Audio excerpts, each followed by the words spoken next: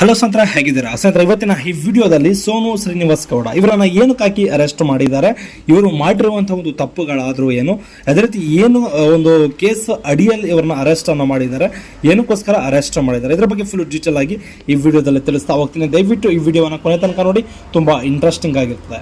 Sir, ಮೊದಲನೇದಾಗಿ ಹೇಳೋದಾದ್ರೆ main ಆಗಿ ಒಂದು ಇವ್ರ ಬಗ್ಗೆ ಎಲ್ರಿಗೂ ಸಹ ಪ್ರತಿಯೊಬ್ಬರಿಗೂ ಸಹ ಗೊತ್ತೇ ಇರ್ತದೆ. ಇವರು ರೀಲ್ಸ್ ನಲ್ಲಿ ಮೆರೆದಾಡ್ತಿರ್ತಾರೆ. ಯಾಕೆಂದ್ರೆ ಸುಮಾರು ವರ್ಷಗಳ ಹಿಂದೆ ಸರ್ ಸೋನು ಶ್ರೀನಿವಾಸ್ ಗೌಡ ಇವ್ರ ಹೆಸರು ಯಾರಿಗೆ ತಾನೇ ಗೊತ್ತಿರೋದಿಲ್ಲ, ಹೇಳಿ ಪ್ರತಿಯೊಬ್ಬರಿಗೂ ಸಹ ಗೊತ್ತು. ಪ್ರತಿಯೊಬ್ಬರು ಸಹ ಇವರನ್ನ ನೋಡಿರ್ತೀರ, ಪ್ರತಿಯೊಬ್ಬರು ಸಹ ಇವರನ್ನ ನೋಡೇ ಇರ್ತೀರ, ಟ್ರೋಲನ್ನು ಸಹ ಸಿಕ್ಕಾಪಟ್ಟೆ ಆಗ್ತಿರ್ತಾರೆ. ಬಟ್ ಆದ್ರೆ ಇತ್ತೀಚಿನ ದಿನಗಳಲ್ಲಿ ಏನಾಗಿದೆ ಅಂದ್ರೆ ಕೆಲವೊಂದು ವರ್ಷಗಳ ಹಿಂದೆ ನೆಗೆಟಿವ್ ಆಗಿ ಸಿಕ್ಕಾಪಟ್ಟೆ ಟ್ರೋಲ್ಗಳನ್ನ ಒಂದು ನೋವನ್ನ ತಿಂತಾರೆ.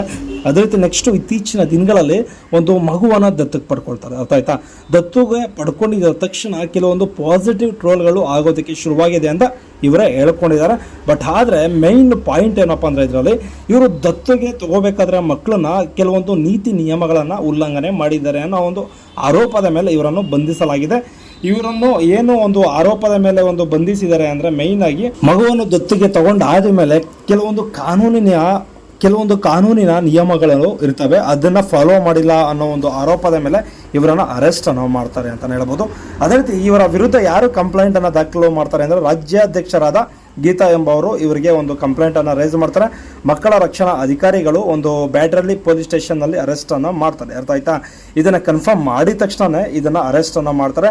ಅದೇ ರೀತಿ ಇವರು ಉಲ್ಲಂಘನೆ ಮಾಡಿರುವಂತಹ ಒಂದು ಏನೇನು ವಿಚಾರಗಳಿರ್ಬೋದು ಅಂದ್ರೆ ಮೇಯ್ನ್ ಆಗಿ ಏನಕ್ಕೋಸ್ಕರ ಅರೆಸ್ಟ್ ಅನ್ನ ಮಾಡ್ತಾರೆ, ಏನಕ್ಕೋಸ್ಕರ ಕಾನೂನನ್ನ ಫಾಲೋ ಮಾಡಿಲ್ಲ ಅಂದ್ರೆ ಮೇಯ್ನ್ ಆಗಿ ಇವರು ಸುಮಾರು ಇವರು ವಿಡಿಯೋದಲ್ಲಿ ಏನು ಹೇಳ್ಕೊಂಡಿದ್ದಾರೆ ಅಂದ್ರೆ ಸುಮಾರು ನಾಯಿಗೆ ಅಪಾರ್ಟ್ಮೆಂಟ್ ಕೆಳಗಡೆ ಒಂದು ನಾಯಿ ಇರ್ತಿತ್ತು, ಅದರಲ್ಲಿ ಬಿಸ್ಕೆಟ್ ಹಾಕ್ಬೇಕಾದ್ರೆ ಏನು ಮಾಡ್ತಿದ್ರು ಇವರು, ಮಗು ಬರ್ತಿತ್ತು, ಆ ಮಗುಗೂ ಸಹ ನಾನು ಚಾಕ್ಲೇಟ್ ಅವಾಗ ಕೊಡಿಸಿದೆ, ಸಿಕ್ಕಾಪಟ್ಟೆ ಹಚ್ಕೊಂಡು ನನ್ನ ಜೊತೆಲೆ ಇರ್ತಿದ್ರು. ಬಟ್ ಆದ್ರೆ ನಾನು ಕೆಲವೊಂದು ದಿನ ಅವರ ತಾಯಿ ಹತ್ರ ಹೋಗಿ ದತ್ತಿಗೆ ತಗೊಳ್ಬಹುದಾ ಅಂತ ಕೇಳಿದೆ. ಬಟ್ ಆದ್ರೆ ಕೆಲವೊಂದು ವಿಚಾರಗಳಿಂದ ಅವರು ಏನು ಮಾಡಿದ್ರು ಅಂದ್ರೆ ಒಂದು ಅವರ ಊರಿಗೆ ಹೋಗ್ತಾರೆ. ಆ ಊರಲ್ಲೂ ಸಹ ಕರ್ಕೊಂಡೋಗಿದ ತಕ್ಷಣ ಮೇಯ್ನ್ ಆಗಿ ಏನಾಗುತ್ತೆ ಅಂದ್ರೆ ಪಾಪಗೆ ಜ್ವರ ಬರುತ್ತೆ. ಆನಂತರ ಒಂದು ಜ್ವರ ಬಂದಾದಮೇಲೆ ಅವ್ರ ತಾಯಿ ಫೋನ್ ಮಾಡಿಕೊಡ್ತಾರೆ. ಅದೇ ರೀತಿ ನಾನು ಸಹ ಅಲ್ಲಿಗೆ ವಿಸಿಟ್ ಮಾಡಿದೆ. ವಿಸಿಟ್ ಮಾಡಿ ಆದಮೇಲೆ ಅವ್ರಿಗೆ ಸ್ವಲ್ಪ ಏನಾದರೂ ಐಟಮ್ಗಳನ್ನು ಕೊಡಿಸಿ ನಾನು ಮಗುವನ್ನು ಕರ್ಕೊಂಡು ಬಂದೆ. ಈ ಥರ ದತ್ತಕ್ಕೆ ತೊಗೊಂಡಿದ್ದೀನಿ ಅಂತ ಈ ಥರ ಒಂದು ಸೋಷಿಯಲ್ ಮೀಡಿಯಾಗಳಲ್ಲಿ ರಿವೀಲ್ ಮಾಡ್ಕೊಂಡಿದ್ದಾರೆ. ಅರ್ಥ ಆಯ್ತಾ? ಈ ಒಂದು ಮಗುವನ್ನು ದತ್ತು ಪಡೆಯೋದಕ್ಕೆ ಏನು ಕಾರಣ ಇರ್ಬೋದು, ಏನು ಉದ್ದೇಶ ಇರ್ಬೋದು, ಇದ್ರ ಬಗ್ಗೆ ಮಾತಾಡೋದಾದ್ರೆ ಮೇಯ್ನ್ ಆಗಿ ಸೋಷಿಯಲ್ ಮೀಡಿಯಾದಲ್ಲಿ ಇನ್ನಷ್ಟು ಫೇಮಸ್ ಆಗಬೇಕು ಅನ್ನೋ ಒಂದು ಉದ್ದೇಶದಿಂದ ಈ ಕೆಲಸ ಮಾಡಿದ್ದಾರೆ ಅಂತ ಒಂದು ವಿಚಾರಣೆ ಅಂದ್ರೆ ಪ್ರಾಥಮಿಕ ವಿಚಾರಣಾ ವೇಳೆಯಲ್ಲಿ ಗೊತ್ತಾಗಿದೆ. ಬಟ್ ಇದ್ರ ಬಗ್ಗೆ ಪ್ರತಿಯೊಬ್ಬರಿಗೂ ಸಹ ಒಂದು ಕಾನೂನು ವ್ಯವಸ್ಥೆ, ಒಂದು ಕಾನೂನಲ್ಲಿ ಏನು ನೀತಿ ನಿಯಮಗಳಿದೆ ಇದ್ರ ಬಗ್ಗೆ ಸ್ವಲ್ಪ ತಿಳ್ಕೊಳ್ಳುವಂತಹ ಒಂದು ಅರಿವು ಗೊತ್ತಾಗಬೇಕು ಎಷ್ಟೋ ಜನಕ್ಕೆ. ಅರ್ಥ ಆಯ್ತಾ? ಸುಮ್ಮನೆ ದತ್ತಿಗೆ ತಗೊಂಡು ಮಕ್ಕಳನ್ನ ದತ್ತು ಪಡಿಬೇಕಾದ್ರೆ ಕೆಲವೊಂದು ರೂಲ್ಸು ರೆಗ್ಯುಲೇಷನ್ಸ್ಗಳಿರ್ತದೆ. ಅರ್ಥ ಆಯ್ತಾ? ಇದನ್ನು ಫಾಲೋ ಮಾಡಿದ್ರೆ ಮಾತ್ರ ಮಗುಗೆ ದತ್ತಕ್ಕೆ ತೊಗೊಂಡಿದ್ದೀವಿ ಅನ್ನೋ ಒಂದು ಅರ್ಥ ಆಯ್ತಾ? ಅದನ್ನು ಬಿಟ್ಬಿಟ್ಟು ಕಾನೂನಿನ ವಿರುದ್ಧವಾಗಿ ಮಗುವನ್ನು ದತ್ತಕ್ಕೆ ತಗೊಂಡು ನಾವು ಈ ಥರ ಎಲ್ಲ ಮಾಡೋದ್ರಿಂದ ಒಂದು ಏನು ಒಂದು ಆರೋಪಗಳು ಬರುತ್ತೆ ಅದನ್ನು ನಾವು ಫೇಸ್ ಮಾಡೋದಕ್ಕೆ ರೆಡಿಯಾಗಿರಬೇಕು. ಮೇಯ್ನಾಗಿ ದತ್ತುಗೆ ಒಂದು ನಿಯಮಗಳನ್ನು ಫಾಲೋ ಮಾಡಿಲ್ಲ ಅಂದರೆ ಒಂದು ಏನು ಪ್ರಾಬ್ಲಮ್ ಆಗ್ಬೋದು ಅಂದರೆ ಆ ಮಗುವನ್ನು ಇವಾಗ ಯಾರು ದತ್ತಕ್ಕೆ ತೊಗೊಂಡಿರ್ತೀವಿ ಅಂತ ತೋರಿಸ್ತಾ ಇರ್ತಾರೋ ಆ ಮಗುವನ್ನು ಒಂದು ಕಾನೂನು ಪ್ರಕಾರ ರಿಜಿಸ್ಟ್ರೇಷನ್ ಮಾಡ್ಕೊಂಡಿಲ್ಲ, ಕಾನೂನು ಪ್ರಕಾರವಾಗಿ ನಾವು ದತ್ತಕ್ಕೆ ಪಡೆದಿಲ್ಲ ಅಂದರೆ ಮೇಯ್ನ್ ರೀಸನ್ ಏನಾಗುತ್ತೆ ಅಂದರೆ ಒಂದು ಆ ಮಗುವನ್ನು ಒಂದು ಇಡೋ ಅಷ್ಟು ದಿನ ಇಟ್ಕೊಂಡು ಮಗುವನ್ನು ಮಾರಾಟ ಮಾಡುವಂಥ ಒಂದು ಸಾಧ್ಯತೆಗಳು ಹೆಚ್ಚಾಗಿರ್ತದೆ. ಅದೇ ರೀತಿ ಆ ಮಗುವನ್ನ ಏನೋ ಒಂದು ಬಳಸ್ಕೊಂಡು ಬೇರೆ ರೀತಿಯಲ್ಲಿ ಏನಾದರೂ ಮಾಡುವಂಥ ಒಂದು ಸಾಧ್ಯತೆಗಳು ಬರುವಂತಹ ಒಂದು ಏನು ಪ್ರಾಬ್ಲಮ್ಗಳಿರ್ತವೆ. ಇಂಥವನ್ನ ತಡೆಯೋದಕ್ಕೋಸ್ಕರನೇ ಏನು ಮಾಡಿದ್ದಾರೆ ಅಂದರೆ ಒಂದು ಕಾನೂನು ವ್ಯವಸ್ಥೆಯ ಒಂದು ಮಾಡಿದ್ದಾರೆ. ಬಟ್ ಇದನ್ನು ಫಾಲೋ ಮಾಡಲೇಬೇಕು. ಅದೇ ರೀತಿ ಇಲಾಖೆಯಲ್ಲಿ ನೋಂದಣಿ ಸಹ ಮಾಡ್ಕೊಳ್ಬೇಕಾಗುತ್ತೆ.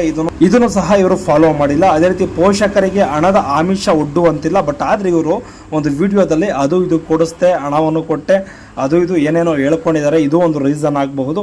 ಅದೇ ರೀತಿ ತಂದೆ ತಾಯಿಯ ಒಂದು ಐಡೆಂಟಿಟಿಯನ್ನು ರಿವೀಲ್ ಮಾಡುವಂತಿಲ್ಲ. ಈ ಹುಡುಗಿ ಏನು ಮಾಡ್ತಿದ್ಲು ಅಂದ್ರೆ ಮೇಯ್ನ್ ಆಗಿ ಪ್ರತಿಯೊಂದನ್ನು ಸಹ ವಿಡಿಯೋ ಮುಖಾಂತರ ಪ್ರತಿಯೊಬ್ಬರಿಗೂ ತಿಳಿಸ್ಕೊಡುವಂತ ಒಂದು ಪ್ರಯತ್ನ ಮಾಡ್ತಾ ಇರ್ತಾರೆ. ಬಟ್ ಆದ್ರೆ ಇದು ಒಂದು ಕಾನೂನು ರೀತಿಯಲ್ಲಿ ತಪ್ಪು ಅಂತ ಹೇಳ್ಬೋದು. ಅದೇ ರೀತಿ ಶಾಲೆಗೆ ಕಳಿಸುವ ಒಂದು ವಯಸ್ಸಿನಲ್ಲಿ ವಿಡಿಯೋಗಳು ಮಾಡೋಕ್ಕಾಗಿರ್ಬೋದು. ಬಟ್ ಬೇರೆ ಇನ್ನಿತರ ಒಂದು ಕೆಲಸಗಳಿಗೆ ಬಳಸ್ಕೊಳ್ಳುವಂತಹ ಒಂದು ಬಾಲ ಅಪರಾಧನೂ ಸಹ ಈ ಕೇಸು ಸಹ ದಾಖಲಾಗಿದೆ ಅಂತ ತಿಳಿಸ್ಕೊಟ್ಟಿದ್ದಾರೆ. ಅರ್ಥ ಆಯ್ತಾ? ಇದು ಪ್ರತಿಯೊಬ್ಬರು ಸಹ ಅನುಸರಿಸಬೇಕಾಗಿರುವಂಥ ಒಂದು ಮಾಹಿತಿ.